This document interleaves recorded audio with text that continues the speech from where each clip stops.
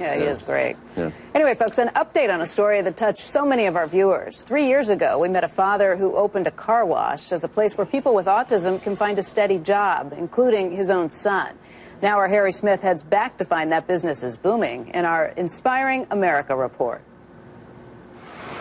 Business is good at the Rising Tide Car Wash in Parkland, Florida. How good? Really good, says owner Tom Derry. We moved the wash from 40,000 cars a year when we bought it to 160,000. That's a quadruple inside of 3 years.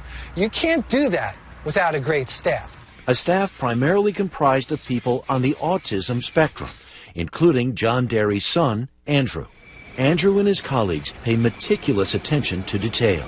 Their attitude is strong, and nothing can beat that. Speed and quality. What some might have called Derry's Folly is turning into a scalable business. 4 miles down the road, a second Rising Tide car wash is under construction. With nary an ad, they have received more than 700 job applications. Did you set out to be the Johnny Appleseed of autism employment? No. I set out to help my son and others like him have a life. The sense of confidence. Derry and his other son, Tom, are spreading the news with a TED Talk, lectures and seminars in a dozen cities, and even testimony at the UN. Great job on the rims, Jonathan. Managing this is not easy.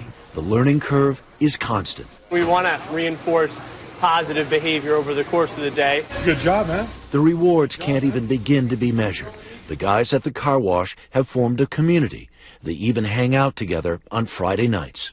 Andrew is a new man. He's motivated, and motivation is something Andrew never had, but is key to a life, right?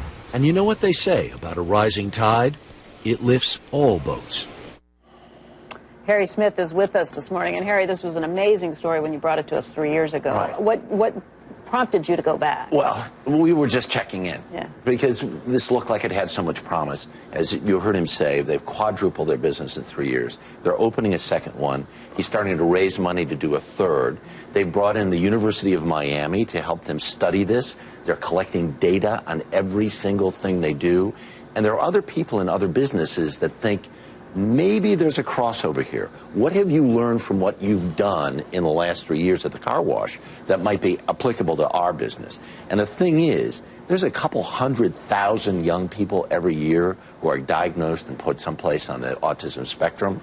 What happens to those kids when they reach 21 or 22? Is that really all? In New Jersey, for boys, it's I think 1 out of 50 or 1 out of 60. A couple 100,000 a year, yeah.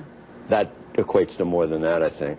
Yeah, thousands and hundreds of thousands of I mean, and you add cumulatively every year, you're talking about millions of people. So we got to figure out college. We got to figure out a way to accommodate these because they're smart. Right. Some accommodate. Right. Some, right. It's a spectrum. Like many who are sort of closer to the Asperger's syndrome have gone into high tech, for instance. Right. This is a different part of the spectrum. Maybe college isn't the answer for them. Right. But what's really interesting, this guy's done this with zero government money. Right. Right. Pays them minimum wage plus tips. Kids are making $11 an hour. I said, well, what about attrition? He says, the only attrition I have is people who move on to other jobs. He's had guys who have gotten driver's license.